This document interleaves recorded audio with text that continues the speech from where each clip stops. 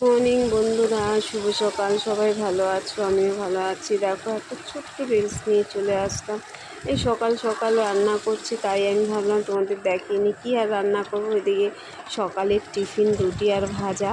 আর এই যে আলু আর কুদলিটা খেতে খুব ভালো লাগে, জানো তো। মোর বাবাকে প্রায় আলু আর কুদলি ভাজাটা করে থাকি। আর তোমরা আমার ব্লগগুলোতে দেখতেই পাবে। তোমরা যদি ফেসবুক থেকে দেখো তারাও দেখতে পাবে, আর ইউটিউব থেকে দেখলেও দেখতে পাবে।